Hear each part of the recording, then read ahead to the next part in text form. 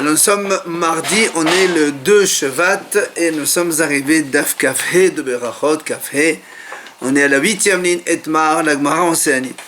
Tsoar al Besaro, si quelqu'un il a des excréments sur lui, c'est-à-dire il a fait ses gros besoins, il reste quelque chose, il ne s'est pas bien essuyé.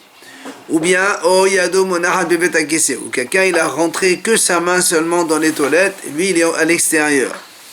Ravuna Amar Mutar Leqadot Qadal Shema. Ravuna a dit il a le droit de lire le Shema.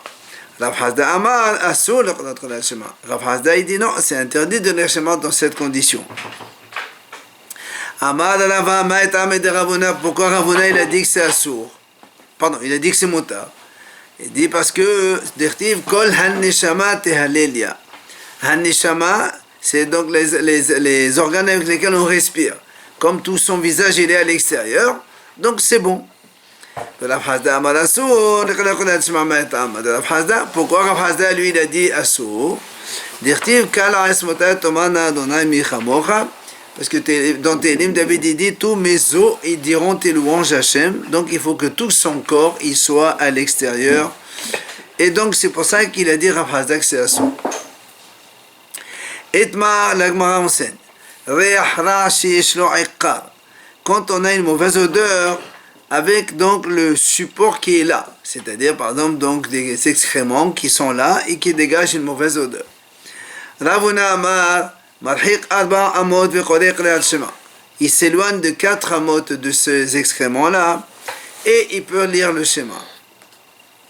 Rav Hasda Amar Marhiq Arba Amot Mimma Kom Shepasa Qadeh Veqorek Le'al Shema. Rav Hasda lui dit il faut s'éloigner 4 amot, pas des excréments, de l'endroit où on s'éloigne tel qu'il n'y a plus d'odeur. Et à partir de cet endroit où il n'y a plus d'odeur, il faut encore s'écarter 4 amot de 2 mètres et lire le schéma. Tania Kevate de Rav Hasda, la Gemara donne une braïta qui soutient Rav Hasda. Lo yikra Adam Qreat Shema, lo keneret soat Adam, un homme ne lit pas le schéma ni en face des excréments d'un homme. Velo keneret soat klavim, ni en face des excréments des chiens. Velo keneret soat hazirim, ni en face des excréments de cochons. Velo keneret soat tanegolim, ni en face des excréments des poulets. Velo keneret soat ashpa shedehara, ou donc ni devant une poubelle qui sont mauvais. Ve'emaya makom gavoa asarat fahim onamukh asarat fahim. Yeshev besedo veqorek le'al shema. Ici maintenant l'endroit où il se trouve, il est haut de plus de 1 mètre par rapport à ces endroits-là où il y avait des excréments, ou bien il est plus bas de 1 mètre par rapport à ces excréments, eh bien il peut s'asseoir et lire le schéma. Ve'imlav, sinon, s'il est au même niveau, marhiq melo einav, il doit s'éloigner de ces endroits-là, de ces excréments, melo einav à pleine vue, c'est-à-dire il s'éloigne jusqu'à ce qu'il ne les voit plus. Ve'chen les tfila, la même chose pour la tfila. On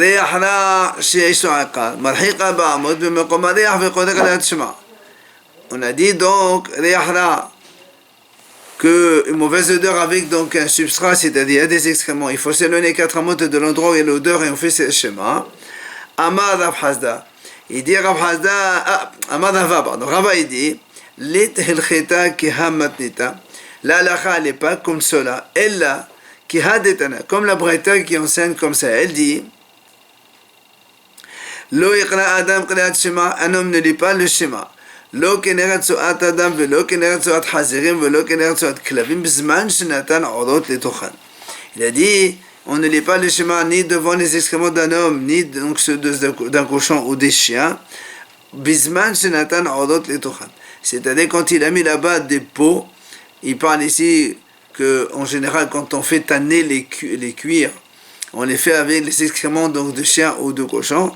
C'est cela qui dit qu'on n'a pas le droit de lire le schéma devant. On pose alors la question à Rav Sheshat. Il aura dit, ils ont dit à Rav Sheshat, quand il y a alors une mauvaise odeur, mais sans substance, c'est-à-dire tout simplement quelqu'un qui lâche un gaz et que ça sent mauvais, donc il n'y a pas un substrat c'est de l'air qui ne sent pas bon. Quelle est la halakha? Comment on fait? Amalehu, il aura répondu Rav Sheshat. Il aura dit Ato hazu hene sefe devarav de hane gano ve hane garse. Il aura dit, regardez un peu, dans la yeshiva de Rav, quand ils sont assis, les talmidim, donc sur le tapis, et tu as là-bas des gens qui étudient, en même temps tu as des gens qui dorment, et quand on dort, ils lâchent des gaz. Et donc, on peut étudier même quand il y a une mauvaise odeur, quand il n'y a pas de substrat.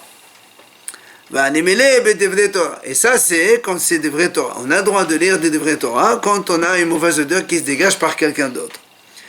Aval biqrat shema, là. Mais si c'est pour lire le schéma, là, il doit sortir pour lire le schéma en dehors de la mauvaise odeur. Et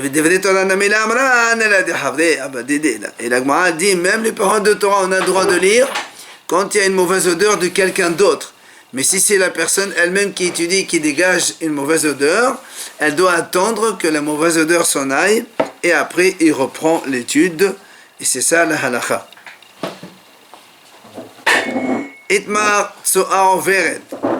La Gemara dit comme ça, s'il y a tso'a overet, c'est-à-dire des excréments qui passent devant nous, quelqu'un qui par exemple, il déplace quelque chose, qui sont mauvais. Abaye Amar mutar qadot shema. Amar asur qadot shema. Donc Abaye il a dit on a le droit de lire le schéma. Et Rava il dit non, c'est asur de lire le schéma. Alors il vient là, il explique Amar Abaye mena minala. Pourquoi moi je dis que c'est mutar de lire le schéma? Dites-nous parce qu'il y a une Mishnah qui dit Hatame omed tahat ha'ilan. S'il y a par exemple quelqu'un qui est tamé lépreux. On ne parle pas de la toum'a d'un mort, mais parce que c'est un toum'a d'un mort quand on est sous un arbre, l'arbre ça fait orel, donc ça ne marche pas.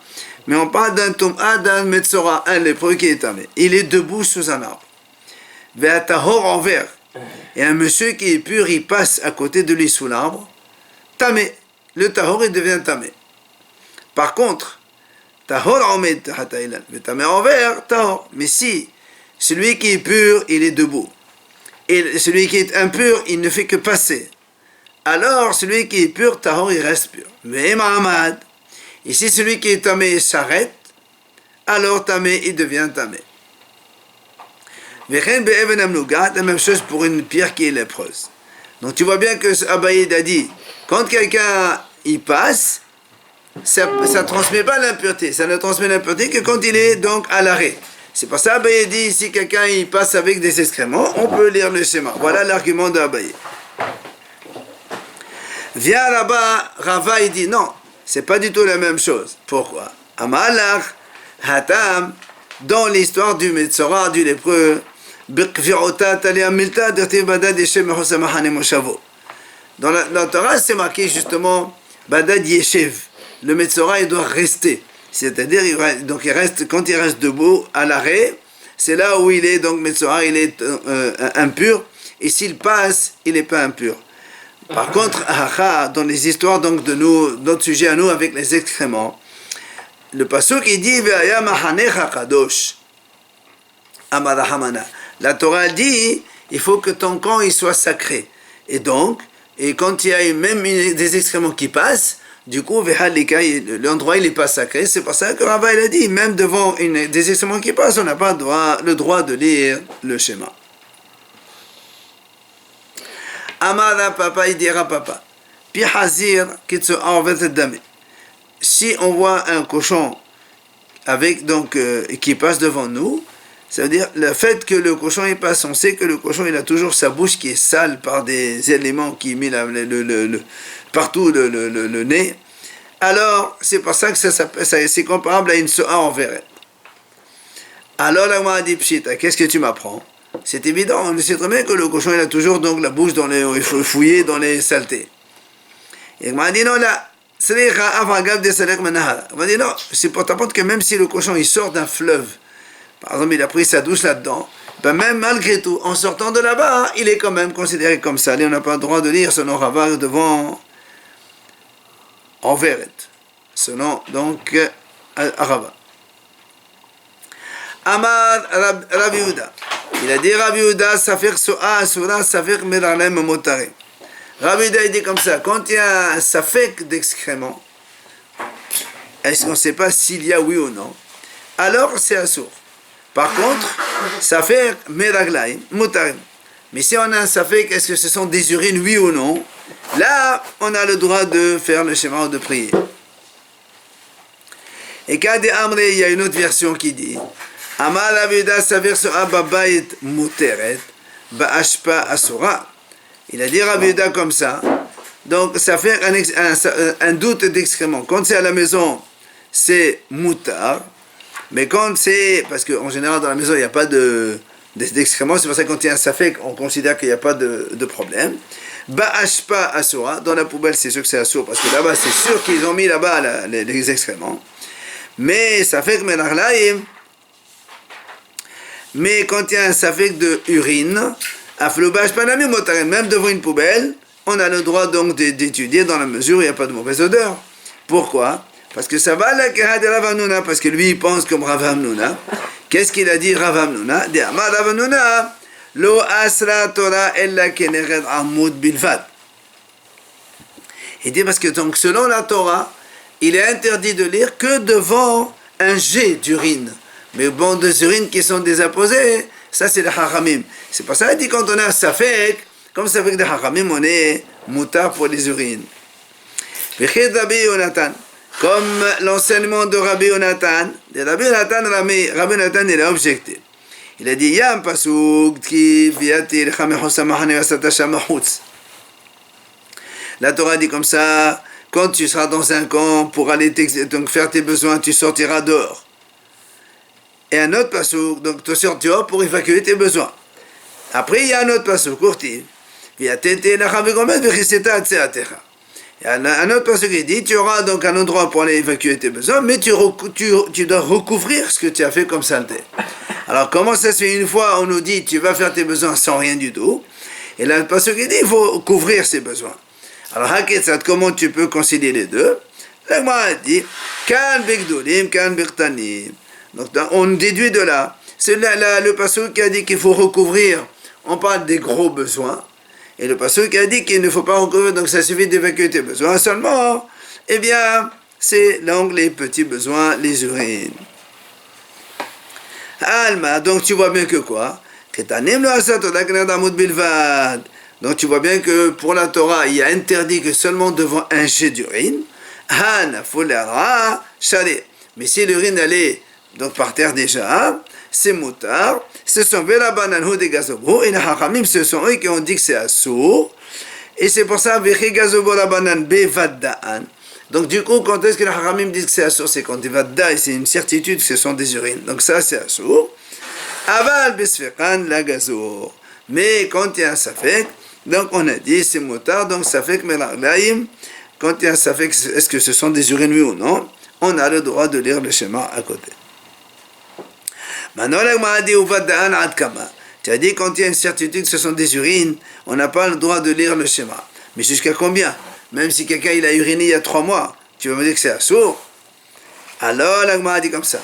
Amar Rav Yehuda Amar Shmuel, Kol Zman Shemat Fehin. C'est-à-dire tout le temps que si on les touche, on a les mains mouillées, alors ça s'appelle donc des urines et c'est interdit. Mais s'ils sont secs, même s'il y a la trace, eh bien, selon Rav Yehuda, on a le droit de lire. C'est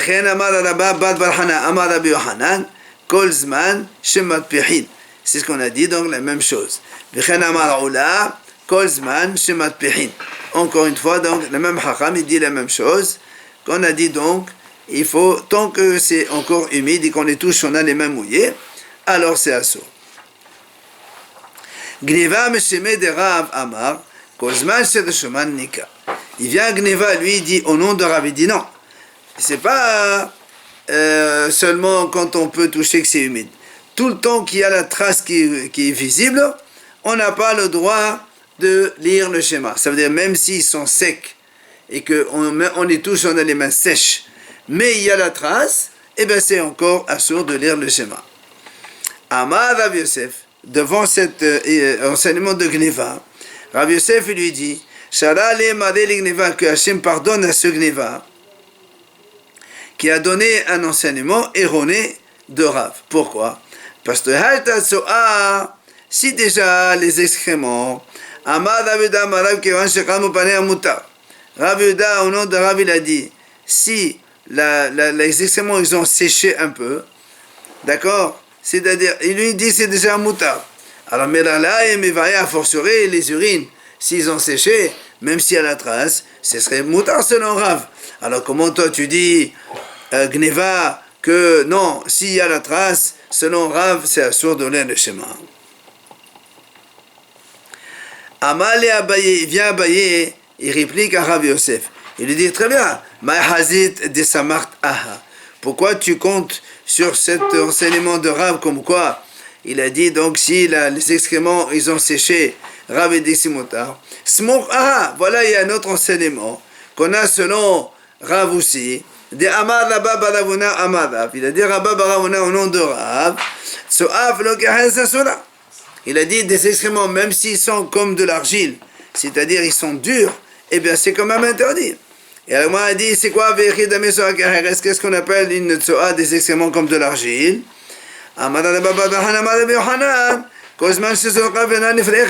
C'est-à-dire quand on la lance, elle ne s'effrite pas. Elle est tellement dure comme de l'argile.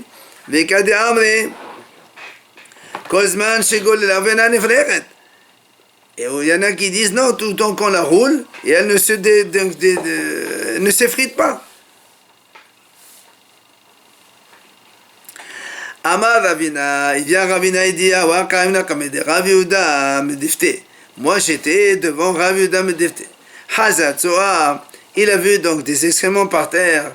Amal, il m'a dit, Ayin et Kamovanel, va voir est-ce qu'elle est séchée ou non. Et qu'il y a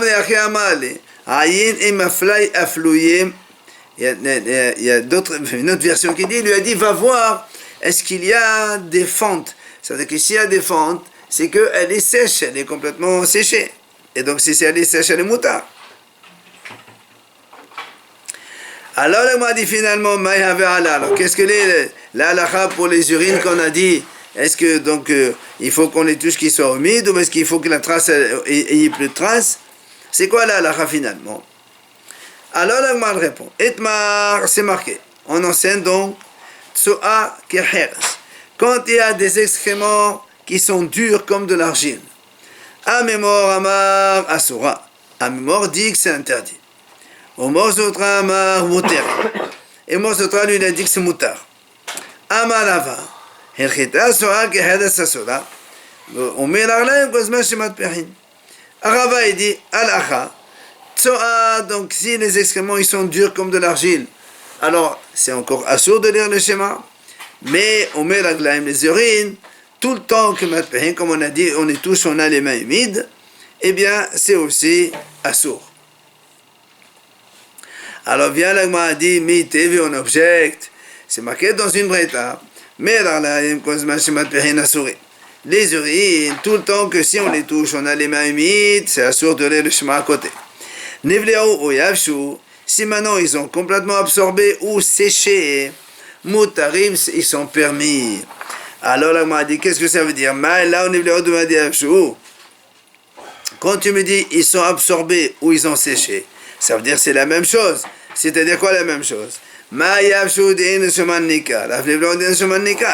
Donc tu vois bien, quand on te dit, ils ont séché, ça veut dire qu'on ne voit plus de traces. Donc, nivléo absorbé, c'est qu'il n'y a plus de traces non plus. Ah, donc tu vois bien que quoi? Que dans ce cas-là, c'est moutard. Ah, des chemins nekada, ça va comme des mots de parine.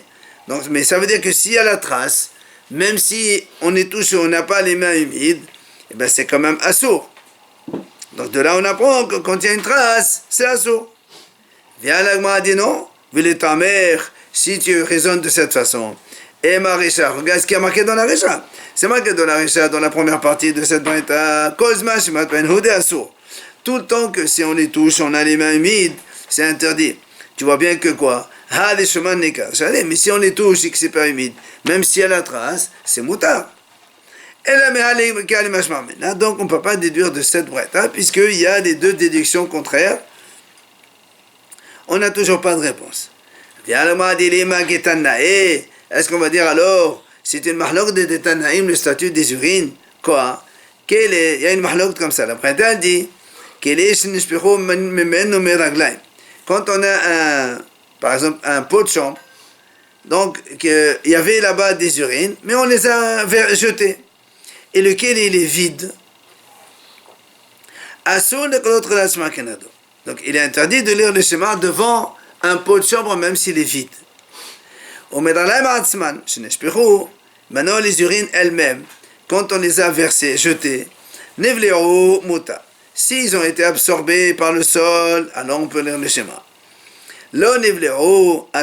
Mais s'ils n'ont pas encore été absorbés, c'est interdit de lire le schéma. Rabbi Yossi Omer, Rabbi Yossi, lui, il n'est pas d'accord. Il dit, tout le temps que si on les touche, on a les mains humides, c'est assourd. Alors la Gemara essaie de comprendre cette brette. Elle dit, quand on a dit au début, qu'est-ce que ça veut dire absorber et pas absorber? Que le premier Tana il a enseigné. Et les si tu me expliques que absorber, ça veut dire que si on les touche, on n'a pas les mains humides. Et ici, quand tu as dit non absorbé, ça veut dire qu'on les touche, ils sont humides.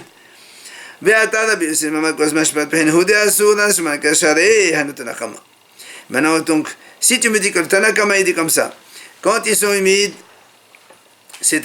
absorbé, ça veut dire on n'a plus les mains humides.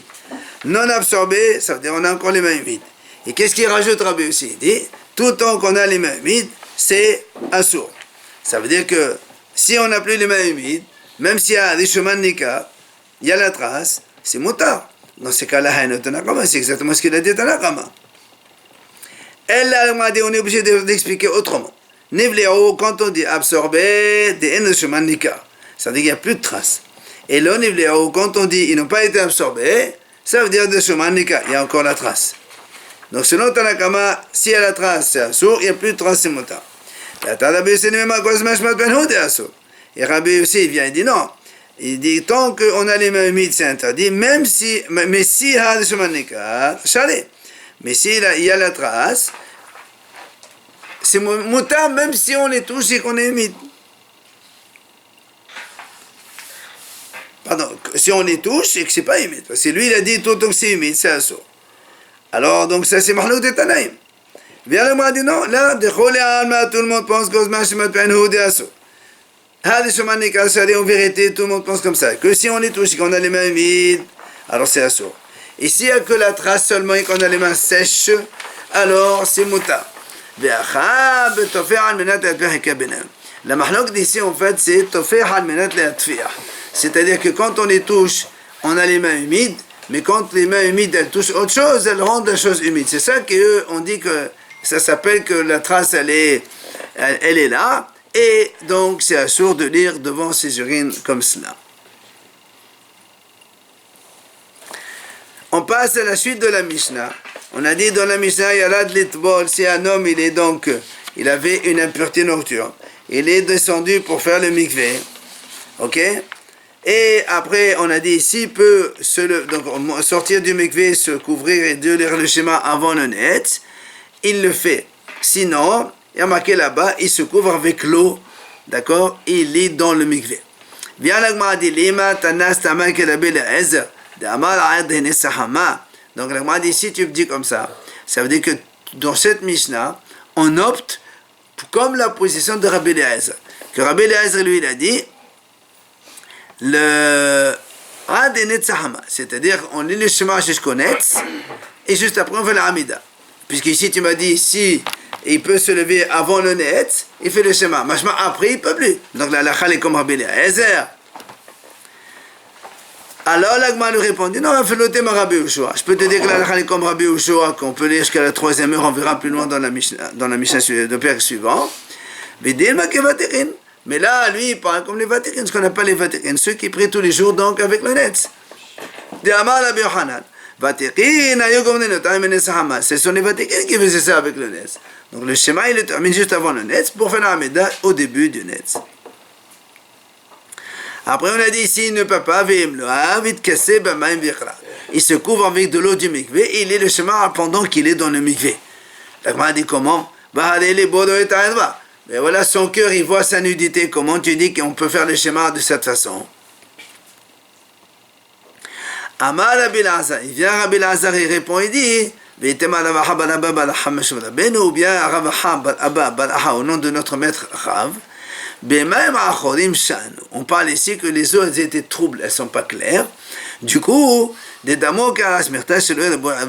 c'est-à-dire c'est comme elle est trouble, c'est comme s'il y avait de la boue là-dedans, et donc du coup le cœur il ne voit pas la nudité, puisque l'eau elle n'est pas limpide, il y a donc une séparation. Même si l'eau elles étaient limpides et claires, et que le monsieur il est là-bas dans le mikvé, il veut lire le schéma, il peut rentrer complètement jusqu'à son cou, sa tête à l'extérieur de l'eau, il peut lire le schéma de cette façon. Il y en a qui disent non, il faut que avec ses pieds il mélange l'eau, comme ça il y a une séparation entre son cœur et la nudité.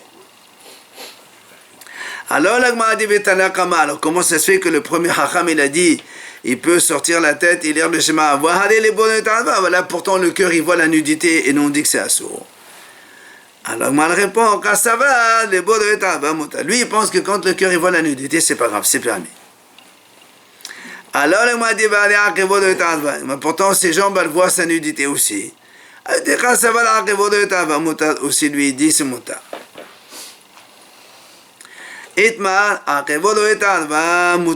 Si ses jambes ils voient la nudité, c'est permis.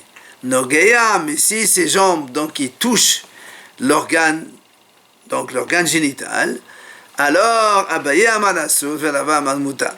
Abaye il a dit que c'est asur et Rava il a dit mutar. Rav Zavid maintenant al hashmatach. Rav Zavid il enseigne ça autrement. Il dit Rav Hina balede Rav Kamatenachi. Et Rav, donc, non, Rav Zavid il a enseigné comme ça. Et Rav Hina il a enseigné autrement. Comment? Il a dit comme ça. Noreya, si l'organe génital de l'homme il touche ses cuisses, selon tout le monde, c'est assuré le Eneshema. Mais si l'organe ne touche pas, mais seulement les jambes elles voient, donc ça veut dire qu'il n'y a pas quelque chose qui couvre l'organe de l'homme en bas, et les jambes ils voient, Abaye amala, Rava amal mutar, Rava il a dit c'est interdit, Rava il a dit c'est mutar, pourquoi? Il te dit, la Torah n'a pas été à des anges, on est comme on est, dans la mesure où on ne touche pas, alors même si les jambes voient la nudité, eh bien on peut lire le schéma quand même. Et la dit halacha, noreya asur, ro'e mutar. Donc si l'organe il touche les jambes ou les cuisses, c'est interdit de lire avec, mais c'est ro'e seulement, il voit seulement, c'est mutar. Amar Rava et dit Rava. So Abba Shashit, mutar lekolot kedat shema kenada, Airva Ba Shashit, asur lekolot kedat shema kenada. Rava il dit comme ça, si on a des excréments à travers une vitre, si on est dans une pièce, et dans l'autre pièce, donc on est séparé d'une autre pièce par une vitre, et tu vois à travers la vitre, donc des excréments. Il dit, bien sûr, on a le droit de lire le schéma là où on se trouve, puisqu'il n'y a pas de mauvaise odeur, donc la vue même des excréments, ce n'est pas une interdiction. Par contre, si au travers de la vitre, tu vois une nudité d'une femme, alors là, c'est assuré de lire le schéma en face. Pourquoi? Il dit, il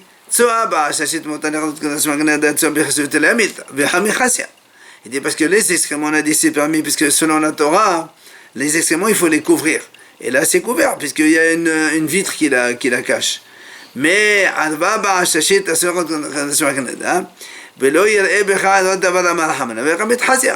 mais par contre, pour la nudité, la Torah elle insiste sur le fait de ne pas voir.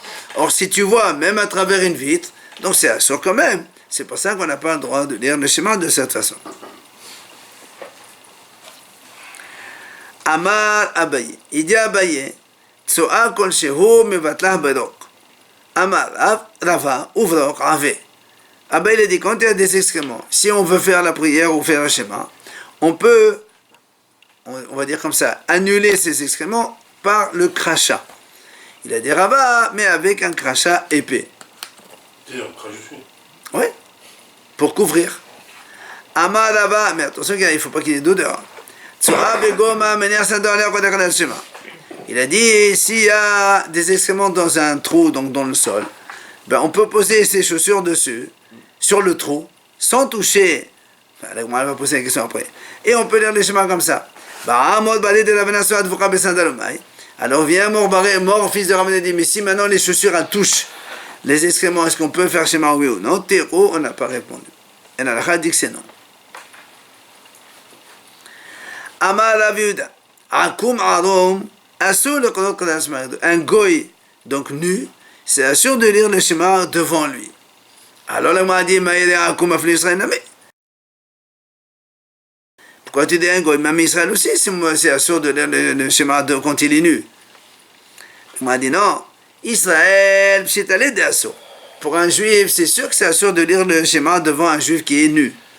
Et là, Akum et Serechale, seulement le goy, on en a besoin de nous apprendre que c'est assure quand même. Pourquoi? Maudete mahu eluti bihoashet besal hamonim besalam. Ema kahamod be'al mahu kamash malad. Et non, mais j'aurais pu penser, étant donné que les versets marquent que leur chair allait comme celle des ânes, et donc ils sont comparés comme des ânes, et donc c'est comme un animal, et on a le droit de lire devant un animal. La Gemara te dit non, c'est pas, même si c'est marqué comme cela, dans un autre passage qui a marqué à propos de Noah, Arvat Avihem, la nudité de leur père, donc tu vois bien que les goïms aussi, ils ont une nudité, et donc c'est sûr de faire le schéma devant la nudité d'un goy aussi.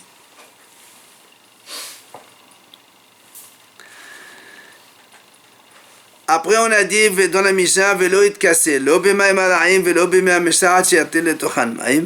on a dit qu'on n'a pas le droit de se couvrir, donc quand on est dans un mikvé.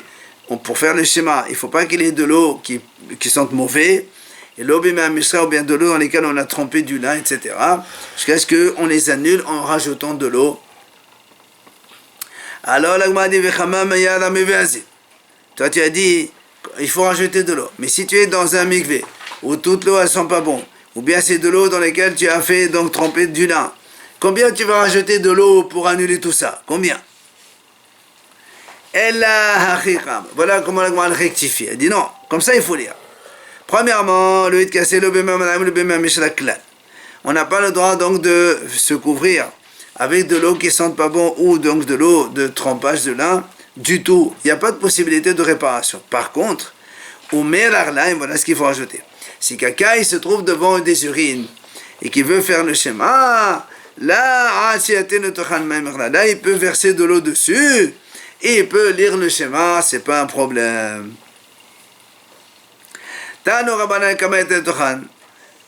Combien tu dois verser de l'eau sur ces urines là pour pouvoir faire schéma?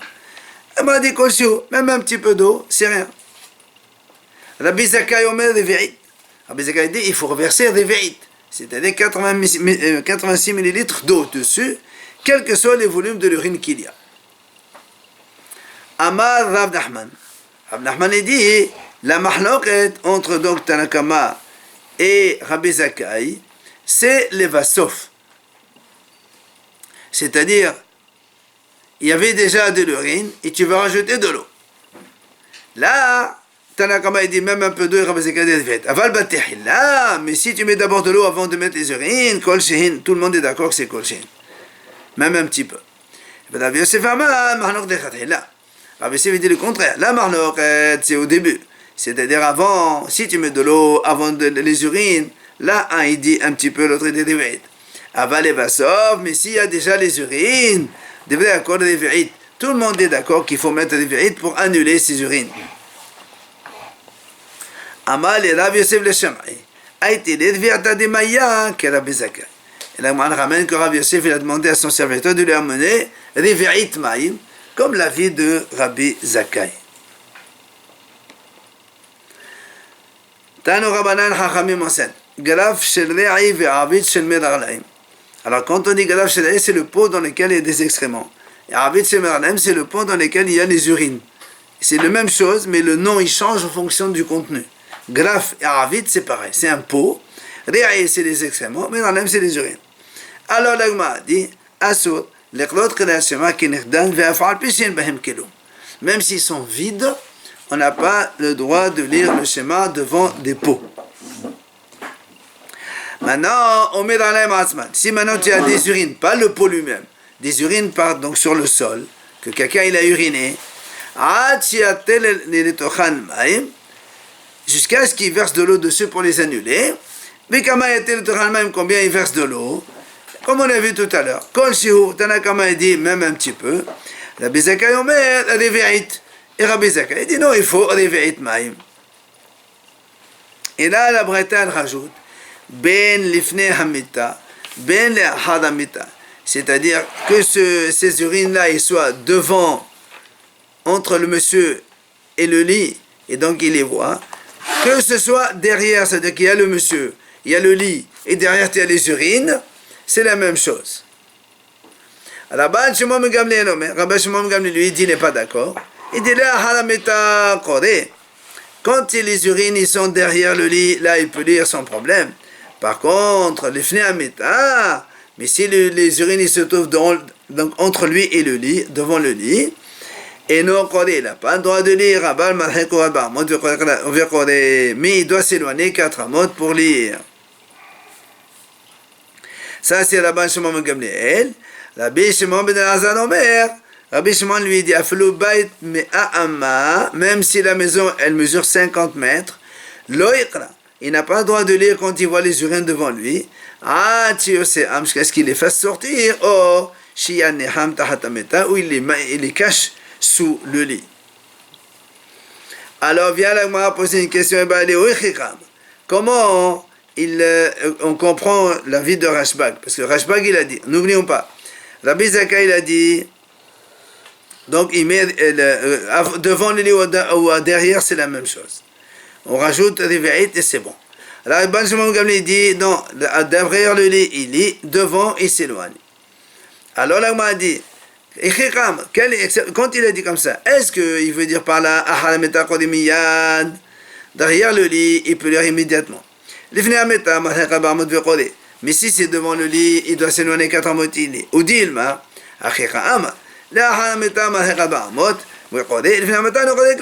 ou bien quand il a dit derrière lui, devant non, ça veut dire derrière, il faut éloigner 4 amot après lire, mais devant, même tu t'éloignes sans amas, ça ne change rien. Pour lui, on ne peut pas. Alors c'est quoi la vie de Rashbag? Alors la Gemara elle répond, elle dit voilà, Tashema, tu comprends par la suite de la Braïta. Comme dans la Braïta, on a vu de Tanya, Rabbi Shimon ben Elazar Omer. Donc le troisième avis de Rabbi Shimon ben Elazar, il dit comme ça. Si donc les urines sont derrière le lit, tu peux lire immédiatement. Si c'est devant le lit, il faut sonner 4 amot. Rabban Shimon ben Gamliel il dit, même si la maison elle fait son ama, il n'a pas le droit de lire jusqu'à ce qu'il les fasse sortir. Donc tu vois bien que, il y a un efshitalan. Donc la réponse elle est claire. Rabban Shimon ben Gamliel il dit, quand c'est devant, il faut s'éloigner complètement jusqu'à ce qu'il les fasse sortir. Alors moi dit, maintenant dans ces cas-là, il y a un problème dans la Braïta elle-même, il y a une contradiction. D'un côté, Rabban Shimon ben Gamliel te dit, derrière le lit tu lis, et devant non. Et après maintenant il te dit derrière le lit, devant le lit, il faut s'éloigner complètement, même si la maison a fait 100 amas, tu n'as pas le droit de lire, il faut les couvrir ou les enlever de là-bas. Alors on m'a dit pour Bataïta, on inverse la deuxième vraie. Tu l'inverses par rapport à celle de la première, comme ça on a les mêmes. Alors on m'a dit pourquoi tu inverses pas la première dans ces cas-là? Il dit non. Parce que Rabbi Shimon ben Elazar, il dit parce que qui c'est qui a dit que même si la maison elle fait 100 amas, on n'a pas le droit? C'est l'avis de Rabbi Shimon ben Elazar, ça. Donc c'est pour ça qu'on est obligé de verser la deuxième et pas la première. Amar Rav Yosef, il a dit Rav Yosef, j'ai posé la question à Ravuna, Mita pahot meshusha, pshit aller dans la vodami. Si le lit il est moins de 3 tfahim à partir du sol. Donc c'est évident que ça veut dire que si le lit il est moins de 3 tfahim, c'est comme si il est posé au sol, et donc s'il y a des excréments, ils sont couverts. Si maintenant le lit il est haut du sol, 3, 4, 5, 6, 7, 8 ou 9 tfahim. C'est quoi le din? Amal, et le Hadan, il lui dit, je ne sais pas. Il n'a pas posé, l'Agma dit, Asara, je n'ai pas posé la question. Pourquoi? Amal Abaye, Chapel Abad,